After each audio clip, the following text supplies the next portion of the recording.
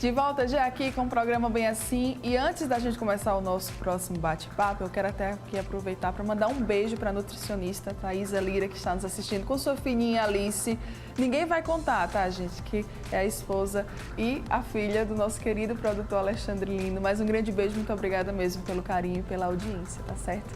Agora vamos embora, vamos conversar, vamos mudar um pouquinho o nosso bate-papo. Eu já tinha até adiantado, né, no bloco anterior.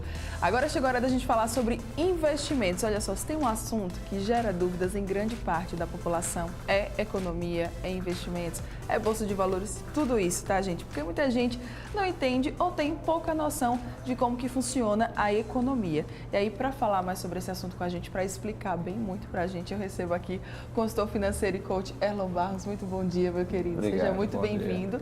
E eu estava falando para o Erlon, gente, que essa dúvida, que esse tema dessa entrevista surgiu depois que um telespectador da gente, o Derek Pereira, muito obrigada aí também para você que está nos assistindo, grande beijo.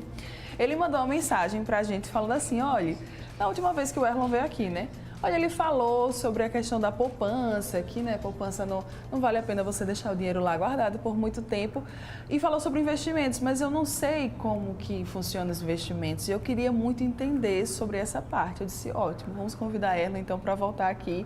E a primeira pergunta que eu já faço, o que é que são investimentos? O que é investimento, Erlon? Bom dia a todos, né? Na realidade, a poupança é um investimento. Também, olha, não é um dos melhores, mas investimentos são formas de você conseguir fazer com que o seu dinheiro renda mais, se multiplique, né? Para qualquer uma que seja a sua finalidade, de curto, médio ou longo prazo. Tá. Tem tipos de investimento? A gente tem uma gama muito grande, não vou dizer infinita, mas muito grande de investimentos hoje no Brasil. E é engraçado que a grande parte da população investe única e exclusivamente num dos piores produtos, que é a poupança. Sim. Né? Então, assim, a gente pode falar que existem alguns grandes grupos de investimento, que seria, por exemplo, investimento em ações, investimento em fundos direto, investimento em previdência, que são grandes grupos que cada um deles tem uma grande quantidade de subprodutos para determinadas finalidades, entendeu? Tá. Então, a gente hoje tem também a figura do Tesouro Direto, que está muito em moda, né? Então, a gente tem uma gama muito grande de produtos aí no mercado para cada finalidade, para cada perfil de investidor, né? Se é um investidor que tem um perfil mais conservador, se tem um perfil mais de apostar no risco, então cada um tem uma finalidade, cada um tem uma forma de investir e cada um vai ter um retorno de acordo com esse perfil que ele tem. Tem muita gente que pensa o seguinte, tem o meu dinheirinho, estou com ele na poupança ele está a salvo, ele está guardado, ninguém vai mexer ali. E aí eu tenho medo de investir porque eu tenho medo de investir e de perder dinheiro. Acontece isso ou não? Realmente vai depender do que você escolher. Na realidade é o seguinte, existe uma lógica por trás disso, né? Existe a lógica da nossa cultura, né? Isso. Que desde sempre a gente teve essa cultura do investimento na poupança, né? E existe também um fundo garantidor do governo para investimentos em poupança em algumas aplicações, tá certo? Então, se a pessoa aplica um determinado aporte financeiro na poupança, ele tem uma garantia que se aquele banco quebrar, falir, ele tem aquele recurso como garantido o seu retorno. Então, isso gera essa segurança no investidor e gera uma busca maior pela poupança. Só que assim, Mara, com o passar do tempo e com a estabilização da economia, cada vez mais a poupança gera um rendimento inferior para esse investidor. É isso que eu ia falar, até porque os bancos eles nem dão indícios de que vão quebrar, né? Os lucros eles aumentam anualmente. Na realidade a gente tem uma lógica no mercado brasileiro que ela beneficia muitos bancos. Então, assim, os 5 grandes bancos brasileiros, né? Vou citar aqui que é a Caixa Econômica, o Banco do Brasil, Itaú, o Bradesco e o Santander, eles vivem nadando de braçada de uma forma bem diferente do que estava acontecendo com o crescimento da economia, por exemplo. Isso. Né? Então, o risco deles quebrarem é pequeno. Mas, de qualquer sorte, mesmo que eles quebrem, o que se fala muito com relação à poupança é essa possibilidade do recurso ser garantido pelo Fundo Garantidor do Tesouro Nacional. Tá. A gente pode falar em valores? Até quanto mais ou menos vale a pena deixar na poupança e por quanto tempo? Ou a partir de quanto que já se vale a pena você pensar em investimentos? Muito boa pergunta. Na realidade, não é a partir de quanto e quanto tempo. É você saber, você que está em casa, o que você quer fazer com o seu recurso. E assim, existem vários investimentos que você, a partir de R$30, por exemplo, você pode investir no Tesouro Direto. Entendeu? Que dá uma rentabilidade melhor e maior e tem uma segurança, eu diria até, maior do que a poupança para o investidor. Por que isso? Porque a gente está falando em banco quebrar, que é uma coisa difícil, mas com toda a nossa crise econômica, o Brasil é que garante o Tesouro Direto. O que é o Tesouro Direto? Isso, vamos explicar. O Tesouro Direto é um investimento que a pessoa faz, pessoa física ou jurídica, em papéis do Tesouro Nacional, em papéis do governo federal. Então, assim, para que o Brasil, entre aspas, quebre, tem que quebrar todo mundo antes, né? Porque ele tem o poder da caneta para regulamentar, aumentar imposto, fazer toda uma gama de ferramentas para que isso não ocorra. Então, assim, o Tesouro Direto ele tem alguns tipos de produto atrelado a ele. O principal que mais vende hoje é o Tesouro Direto tipo Selic, tá certo? Que é que está indexado a essa taxazinha. O que é essa taxa Selic, né? A taxa Selic... Tão falada, né? Tão falada e que durante muito tempo foi alta e que para os padrões do Brasil baixou bastante, hoje está em 6,5% ao ano, mas ainda está alta para países desenvolvidos, né? Então, o que é a taxa Selic? É uma taxa que vai indexar o papel e aí você tem a garantia diária de rendimento baseada nesses 6,5% que hoje está a taxa. Então, veja que você vai ter uma garantia. Então, todo dia o dinheiro vai estar ali rendendo esses 6,5%. Exato. Não é que ele vai chegar a 6,5% ao dia, ele vai chegar a 6,5% ao final do ano, tá certo? Não chega exatamente 6,5%, porque assim, existem duas taxas Selic, né? É meio complexo, mas a gente vai tentar simplificar.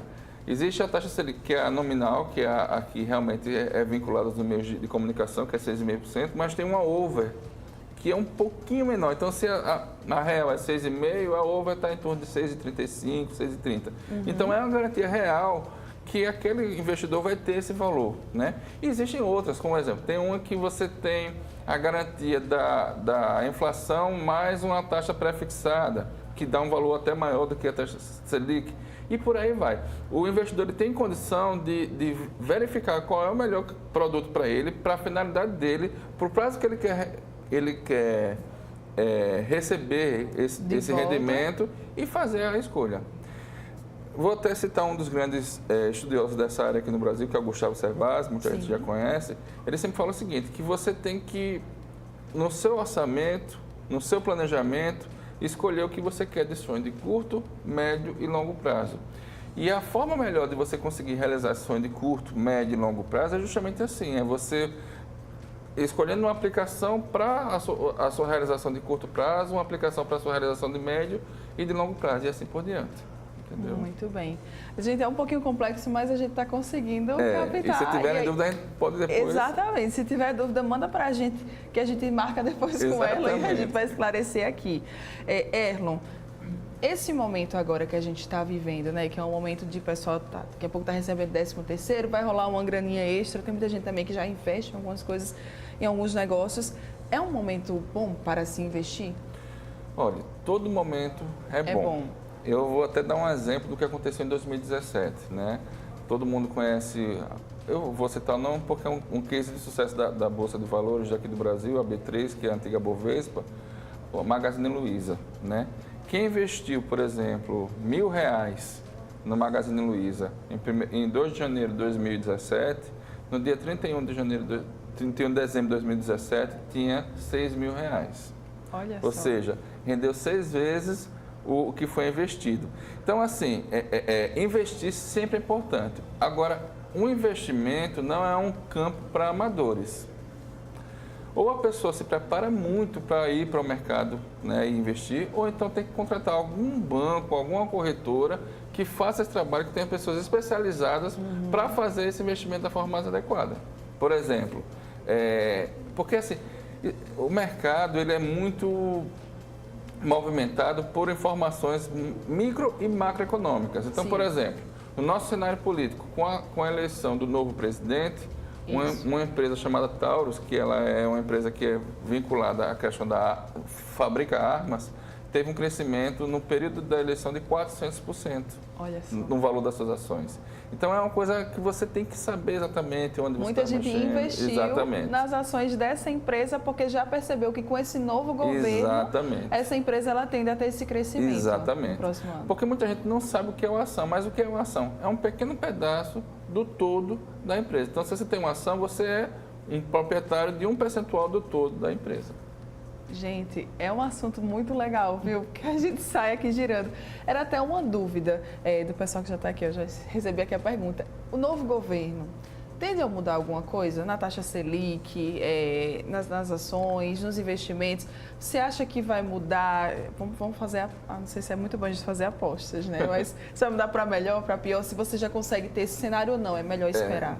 Na época da campanha, a gente via muito claramente, né, que esse novo governo ele tinha como seu guru financeiro o Paulo Guedes, né, que vai ser o super-ministro da Fazenda. Na realidade, vai ser um novo ministério chamado Ministério da Economia, que vai agregar algumas entidades existentes hoje. E ele é uma pessoa que tem um perfil neoliberal. O que é isso? É uma pessoa que vai conduzir a economia tentando diminuir o tamanho do Estado e fomentar a iniciativa privada para que haja crescimento dessa iniciativa privada, né? Então, o mercado vê com bons olhos esse tipo de gestão, né? Diferente do que acontecia antes, que era uma gestão onde o Estado era maior, né? Hoje, com a nova gestão, provavelmente isso vai diminuir e, com isso, o que a gente chama de custo do Brasil vai diminuir. E uma coisa também que foi dita por essa nova gestão é que vai diminuir a burocracia, o que é uma coisa bastante interessante, porque o Brasil vai ficar mais competitivo mediante os outros países do globo, né? Conseguiram captar a mensagem? Espero que vocês tenham conseguido, que eu estou amando aqui esse assunto. Você falou, Erlon, sobre a questão da gente saber, da gente entender o que é que a gente quer para a gente poder decidir onde que a gente vai investir. Como é que a gente consegue fazer isso? Aquela velha palavrinha, planejando. Planejando. Tá certo? Então, por exemplo, eu tenho, sei lá, 25 anos, quero começar a investir na minha aposentadoria, porque é outra coisa também que essa gestão deve fazer, está tentando fazer até ainda no final desse governo, é a mudança da Previdência, né? Então, galera que quer se aposentar, vamos começar a se planejar. Como é que eu vou fazer para me aposentar? Como é que eu vou fazer para ter um recurso que me dê uma tranquilidade lá na frente? Então, é importante você começar a pensar nisso agora. Lembra daquele sonho de curto, médio e longo prazo? Esse é um sonho de longo prazo. Você tem que se planejar para que lá na frente você tenha uma condição de ter uma tranquilidade. E, Mara, assim, por essa questão do Brasil ser um país que tem uma cultura de poupança, por essa questão do Brasil ter uma taxa de juros altas, existe muito espaço para melhoria e para crescimento desses investimentos. Por exemplo, um país como os Estados Unidos tem 2/3 da população aplicando em ações. Aqui no Brasil, apenas 0,3% da população aplica em ações. Muito pouco, né? Muito pouco. Por quê? Porque como a taxa de juros dos Estados Unidos é muito baixa, o investidor ele tem que buscar outros caminhos para ter um rendimento maior para aquele seu recurso. Então, o caminho que eles encontraram é a Bolsa de Valores. Aqui a gente ainda vai crescer. Quando a economia, cada vez que ela vai estabilizando e a taxa de juros diminuindo, os juros fica menos atrativo para investimento e você vai buscar outros caminhos. E a Bolsa é um deles. Tá. Quais são os critérios que devem ser avaliados antes de se começar a investir? Primeira coisa, planejou, né? Segunda coisa, saber o que você quer investir. E o terceiro passo importante é saber qual é o seu perfil. Eu conheço algumas pessoas que dizem, não, eu vou investir na Bolsa de Valores. Na primeira oscilação negativa que a Bolsa tem, a pessoa tira o recurso que investiu, né? E aí o que acontece? Eu posso dar um exemplo da Petrobras. A Petrobras passou alguns anos crise, com a taxa, com as ações muito baixas. Muita gente se desesperou e tirou aquele recurso naquele momento. E hoje a Petrobras está cada vez mais conseguindo crescer. Então, para investir, por exemplo, em ações, você tem que ter estômago, você tem que ter sangue frio para aguentar essas oscilações. Porque a aplicação em ação é uma aplicação de médio e longo prazo para ter um retorno satisfatório. Tá. Outra dúvida também do pessoal é essa, né? Quando eu coloco um dinheiro, quando eu invisto um dinheiro, eu posso retirar esse dinheiro, posso ter de volta ele quando eu quiser, em qualquer momento ou não? Ótimo. Existem aplicações que permitem e existem aplicações que não permitem. Você tem que analisar qual a sua finalidade e qual produto vai te dar essa possibilidade desse resgate imediato ou não, né? Vou falar um produto que também não aconselho a ninguém. O título de capitalização é um investimento? Que tem um rendimento baixo e que é mais como se fosse uma espécie de jogo da sorte, né? Porque você tenta ganhar o prêmio do título de capitalização. Mas ele tem, alguns deles, a grande maioria, tem uma amarra que não garante, que você não pode resgatar o dinheiro quando quiser. Se resgatar, você tem uma perda grande. Outra coisa importante também, é muito assunto, a gente tem que... É muito assunto, é longo. Você que vai investir, se está em casa, pense bem e analise que esses bancos que existem no mercado, eles têm duas taxas que quando você vai fazer a aplicação, você tem que estar muito atento. Uma é a taxa de administração, que como o próprio nome está dizendo, é um valor vinculado aos custos, entre aspas, do banco para fazer aquele controle. E um outro chamado taxa de performance, que algumas aplicações têm. O que é a taxa de performance? Os bancos eles estabelecem um benchmark, vamos supor. O que é o benchmark? É uma taxa referência. Então, ele estabelece que o benchmark dele é a taxa Selic.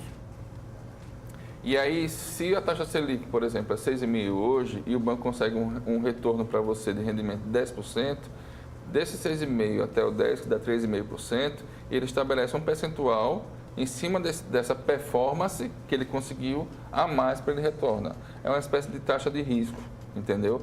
Mas você tem que estar muito atento a isso, porque existem bancos que cobram muito, existem bancos que não cobram e alguns raríssimos casos de entidades financeiras que não cobram nada.